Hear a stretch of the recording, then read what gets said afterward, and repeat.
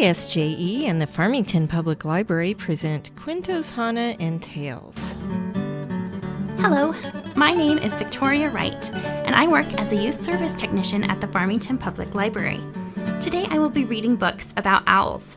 If you've ever seen this nighttime animal before, you know that an owl has big, curious eyes and makes a unique hoo sound. The first book I will be reading is a sweet and silly story by Debi Gliori called The Little Owl's Egg. Little Owl's mommy had some very exciting news. She had laid a beautiful egg. Guess what, Little Owl's mommy said? We're having a new baby owl. No, said Little Owl. No, no, no. No, said Mommy. No, said Little Owl. I'm your baby owl. You don't need a new one. Mommy Owl blinked. Silly me, she said. You're right. Besides, this egg is far too quiet to be a baby owl. Perhaps it's a baby worm. They're so silent and undemanding. Just a bowl of dirt from time to time. Wouldn't that be lovely? No, said Little Owl. No, no, no, not a wiggly worm. Ew. Mommy Owl smiled. No, she said, you're right. It doesn't wiggle. Perhaps it's a pretend egg made of chocolate. Wouldn't that be good? No, Little Owl sighed. Chocolate eggs are no fun. They don't know how to play, and they melt if you hug them. Mommy Owl prodded the egg. You're right, Little Owl. This egg is far too cold to be made of chocolate. Poor egg. Feel it. It's freezing. I wonder if we're having a baby penguin. Goodness, we'd better go and catch some fish for its dinner. No, Little Owl squeaked. Not a penguin. Fish? Yuck. Mommy Owl patted the egg. What a silly mommy. Penguin eggs are warm. It's crocodile eggs that are chilly. That's it. We're having a baby crocodile. I wonder what they eat. Little Owl's eyes grew wide. No, he whispered. Not a crocodile. Probably not, whispered Mommy. Besides, it's a huge egg. Far too big to be a crocodile. Perhaps it's an elephant, yelled Little Owl.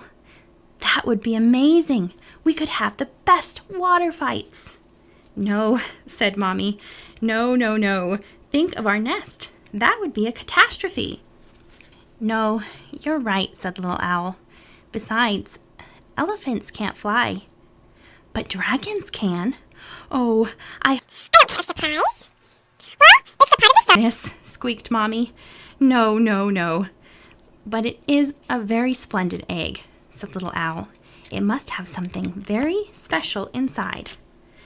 Perhaps it's a princess wormy choco penguin crocofant drag owl. I've heard that they eat only very special food. 80-legged snort beans, green gloopy gargle taters. Sounds awful, Mommy groaned. You know, continued Little Owl, a little owl, just like me, would be much more fun than a baby princess wormy choco penguin crocofant drag owl. Yes, said Mommy. We'd love a baby owl much more than a baby anything else.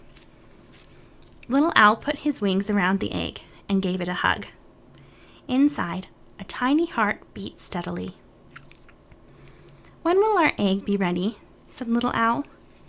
Soon, said Mommy. If it's a new little owl, then I'll be a new big owl, said Little Owl. Yes, said Mommy. You'll be my new big owl, and I'll love you always. Always, said Little Owl. Always, said Mommy. And that was Little Owl's Egg by Debi Gliori. In Western culture, owls are a symbol of wisdom. In ancient Greece, the owl was often pictured by the goddess of wisdom and strategy, Athena. According to myth, an owl sat on Athena's blind side so that she could see the whole truth. The next story I will tell is about two wise owls that understand the beauty that exists in our world. This story is called The Happy Owls by Celestino Piatti. Once upon a time, in an old stone ruin, there lived a pair of owls. All the year through they were very happy. On a farm nearby, there were all kinds of barnyard fowl who did nothing all day but eat and drink. And after they had finished eating and drinking, they began to fight with one another. They could never think of anything better to do. One day, the peacock noticed the owls, and he wanted to know why they did not quarrel. Why was it they were so happy? When they heard his question, the other birds said, "Why don't you visit the owls and ask them how they can live together so peacefully?" With a deep bow, the peacock agreed to call on the owls. The peacock carefully preened his gorgeous plumage and strutted off in all his finery. At the owl's house, he spread out his tail feathers and rustled them and clawed at the ground to attract the owl's attention. The owls blinked their big round eyes when they heard what he wanted to know. "Well, Mr. Peacock, we'll tell you. But first, go and fetch all your friends." When the chickens, the ducks, the geese, and all the others were assembled, the owl began their story. When spring comes, we are happy to see at the owl's house inked their big round eyes. "Well, we'll tell you. Fetch all your friends." Chickens, the ducks, the geese, owl began their story.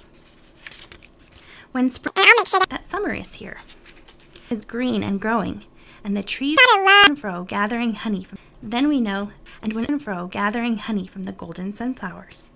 Then we know that summer is here.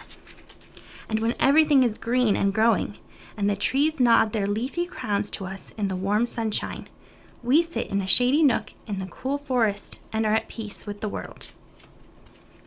Then autumn comes, and the spider, who has waited through the glorious summer under a leaf, comes out and spins her web to hold up the tired leaves together a little longer.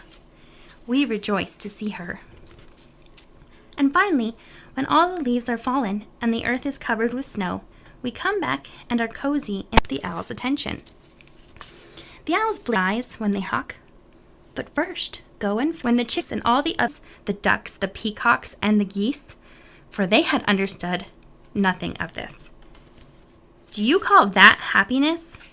And the barnyard fowl, who preferred to go on preening, stuffing themselves, and quarreling, turned their backs on the owls and went on living as before.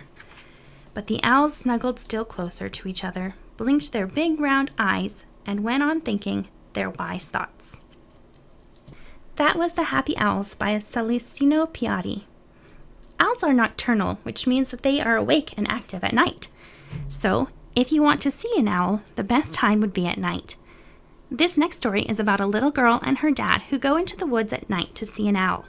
This is Owl Moon by Jane Yolen.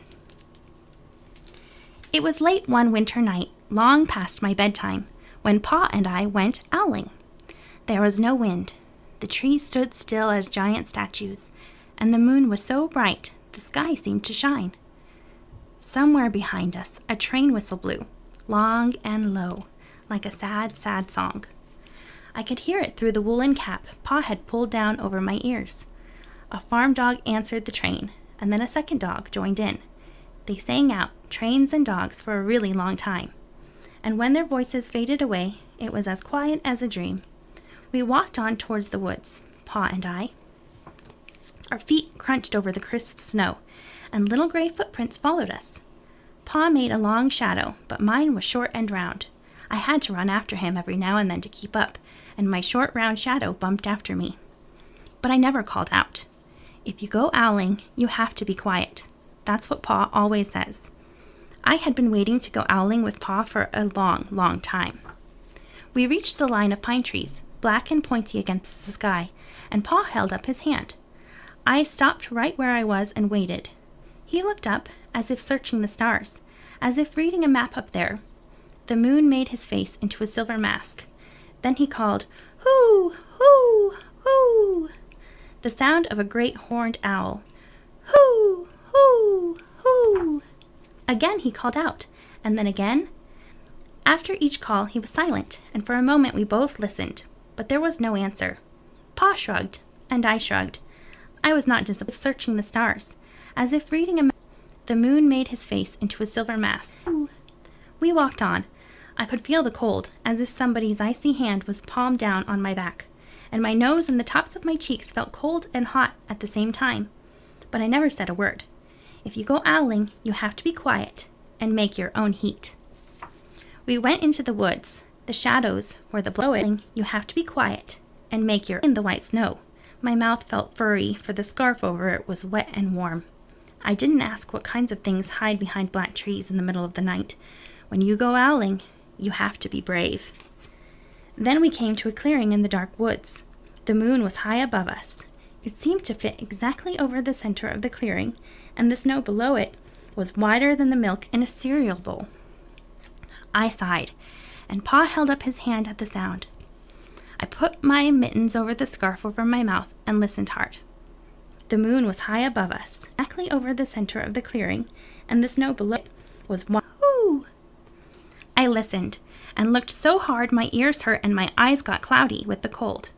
Pa raised his face to call out again, but before he could open his mouth, an echo came threading its way through the trees.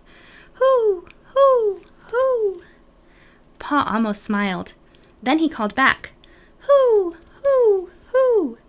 Just as if he and the owl were talking about supper, or about the woods, or the moon, or the cold.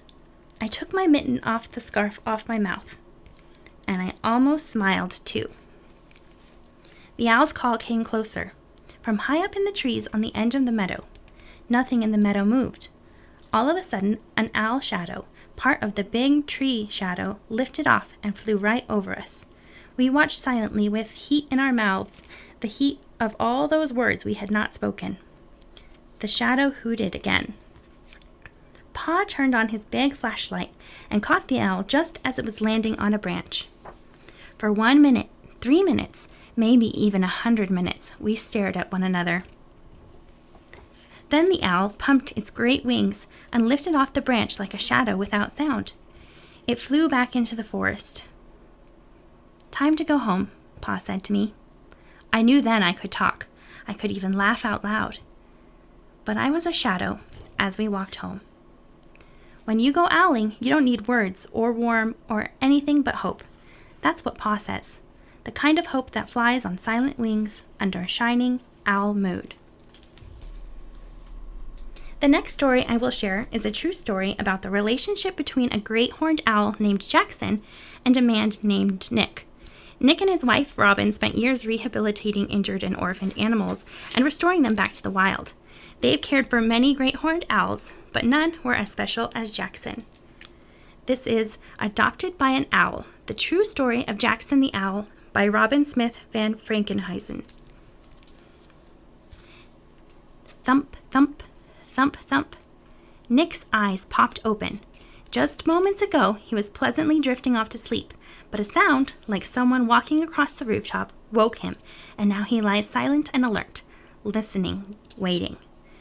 Then came a familiar hoot hoot hoo, hoo, hoot hoot hoo, hoo. Could it be that his friend had come back? It all began years ago when a young boy stole a great horned owl chick from its nest. Bundled against the cold March wind, the boy retraced his steps into the woods. For over a week he had secretly watched the great horned owl parents feed their young, but as he stared up at the giant tree, he began to have doubts about robbing the nest. The nest was higher than he remembered. Taking a deep breath, he took one last look to make sure the parents were nowhere to be near, then tucked a burlap bag into his belt and began shimmying up the tree. Woodland creatures watched in silence as the intruder grabbed the frightened owlet from the safety of its nest and stuffed it into a bag. Its frightened screech pierced the air, warning the nearby parents of danger. The boy clung tighter to the tree as the returning parent swooped close to his head. Twice he nearly dropped the captured owl. As the protective parents continued their daring attacks, the boy began his long climb down the tree. The moment his feet hit solid ground, the boy raced for home, dodging the endless attacks of the ferocious birds. In the secrecy of his bedroom, the boy emptied the bag onto his bed. The frightened owlet clacked and hissed at the stranger. Without a single care for the well-being of the young owl, the selfish boy smiled and thought to himself, "Now, this is a pet no one else has." As the owl grew, so did its appetite, and the boy quickly discovered that wild animals were never intended to be pets. Having an owl wasn't fun. It was work. It wasn't long before he realized he didn't even want the owl anymore. Soon after, Nick, with his special license to care for owls, came to take the young bird to a new home. The car ride was a novel experience. Balanced on the headrest of the passenger's seat, the curious owl stared out the window. As the car pulled into the driveway, the kitchen door flew open and out ran two young girls. "Where is he? Where is he?" they both squealed. They huddled around the new arrival, eagerly discussing a proper name for the bird. Faster than you could say bouncing, bobbing ponytails 4 times, the dimpled girls smiled and announced, "His name is Jackson." As if on cue, Jackson hooted his approval. Jackson was too young and inexperienced to live on his own. Until he was ready to be set free, a large cage would be his home. Nick was amazed at how easily the young owl accepted his new family. They spent many months together becoming friends, but the time finally came when Jackson was ready to go. After saying his goodbyes, Nick opened the door and the owl flew confidently into the night. Jackson was on his own. Days later, as Nick walked the winding paths of the farm, he spotted Jackson following him like a silent shadow from above. It seemed Jackson had decided to stay on. From then on, Jackson became a permanent part of the family. He accompanied Nick on every walk, greeted him when he returned home from trips, and if he was hungry, he reminded Nick it was time to eat. They became best buddies. During the cold winter nights, the owl began offering Nick mice that he proudly caught himself. At first, Jackson hooted and waited patiently on the balcony, railing for his friend to come out. Nick accepted the gift with thanks, offering it back to the owl the next morning. But as time passed, Jackson's trust for the family grew stronger. One evening, there came a tap, tap, tap on the glass door. Confused and sleepy-eyed, Nick opened the door. There, standing at the entrance, was Jackson, holding a mouse in its beak. With a little coaxing, he walked into the room and dropped the mouse into Nick's open hand. His long talons made a sharp click, click, click sound as he waddled across the wooden floor and back out the door. Jackson didn't always bring mice, and the family wasn't always pleased with his gift. He was curious about the chickens and pigeons living on the farm, and often flew into their coops. The birds did not enjoy Jackson's visit. The owl did not like the dogs and cats who shared the farm with him, and he took every opportunity to chase them away. None of the dogs or cats were too big for Jackson, but click, click, click sound and back out the door. Jackson didn't always bring mice, always pleased with his gift. He was curious chickens and pigeons living on the farm, opportunity to chase them away. Or cats were too big. They often talked to each other this way. Sometimes he enjoyed getting wet in the rain. It was like a refreshing shower cleaning his feathers. But other times he preferred to stay dry. In the winter, icy winds blew layers of snow upon his body, but he didn't mind. He would snuggle deeper into his feathers, like a sleeper under a down quilt. Mother Nature gave him earth colors in patterns of browns and grays for camouflage. He tucked his body tightly against the tree trunk and used his bark-colored feathers to stay hidden. But in the springtime, no matter how hard Jackson tried to hide, birds still found him. Busy songbirds building nests and raising families did not like him. Blue jays, cardinals, robins, and even the tiniest chickadees fearlessly attacked the big owl. The brave little bird swooped angrily around Jackson, plucking feathers from his head to make him go away. Crows were the only birds able to chase Jackson from his tree. They pestered him until he flew away. A lone Bruce, just at the edge of the meadow, was a safe haven for him. He burrowed deep into the branches, safe from the bullying crows. And if Nick happened to pass below, Jackson would hoot at him, soft enough so that the crows could not hear, but loud enough to say to him, "Hello, friend, I am here, safe and sound." Becoming a member of the family meant new responsibilities for Jackson. Each day he made sure the 2 young girls boarded the school bus safely and stood guard outside their bedroom window every night until pleasant dreams filled their sleep. Then one spring day, Jackson was missing, and Nick had a terrible feeling something might be wrong. He searched all of the owl's favorite hiding places and finally found him under the blue spruce. Trying to stay calm, Nick spoke softly to Jackson. "Shh, everything will be all right. I am here now." At the sound of his friend's soothing voice, the injured owl let out a whisper of a hoot. It was all he had left for Nick. Then Jackson collapsed. Nick rushed the frail bird to a special hospital that cares for injured owls. The doctor took an x-ray of Jackson's leg and showed it to Nick. "We'll never really know for sure," he said, "but I think your owl was probably hit by a car." The doctor put a large cast on Jackson's broken leg and gave him special medicines that would help the leg heal faster. While in the hospital, Jackson refused to eat from anyone but Nick, so it became his daily ritual to visit the recovering owl at 10 o'clock every morning. "I'm here, my friend," announced Nick, and excited hoot could be heard coming from the long cage-lined wall.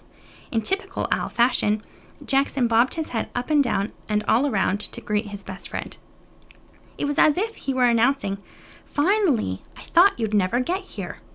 For months, these visits kept Jackson from becoming frightened or lonely. At last the day came when the cast was removed and Jackson could go home. Nick helped the owl do special exercises every day to make his legs strong, hoping Jackson would soon be able to fly free again. Nick kept Jackson in a cage outside his home while he was mending. At night, Jackson began talking to other owls. Many nights, 2 or 3 wild owls would talk to him long into the early morning hours. Perhaps it was his stay at the hospital in the company of other injured owls that helped him realize who he was. It saddened Nick to think his special friend might leave, but he knew in his heart that the choice must be Jackson's. He loved the large bird and wanted what was best for him. Finally, after a long time, Nick felt Jackson was ready to be set free. He opened the cage door and, with Jackson perched on his arm, said, "The time has come to stretch your wings and fly proudly." Everyone held their breath. Would he remember his old neighborhood? The owl took flight, soaring gracefully over the farm. The family smiled with relief as they watched him fly again. Just then, a hoot from the nearby woods called out to Jackson, and without a single look back, he was gone. From the very beginning, Nick knew this time would come. He remembered the car ride home many years ago when the young owl perched so confidently on the seat. He knew even then that Jackson was a very special bird. After Jackson left, Nick spent many quiet evenings sitting on the balcony. He smiled as he remembered all the special times he shared with the owl, and was a little sad that those times were over. Then, one night, just as the family began drifting into their dreams, Nick awoke to a thump, thump, thump, thump, like someone walking across the rooftop, and heard a familiar hoot. As he stepped out of the balcony, Jackson swooped low and landed in his favorite tree next to the house. Jackson had heard the call of the wild, and his natural instinct was to be with other birds like him. But he had spent too many years living with his human family, and the pull to come back was too strong. They both knew he was home for good. For the rest of his life, Jackson lived on the farm, flying free and proud, forever watching over his family. The end. Once again, I am Victoria Wright from the Farmington Public Library.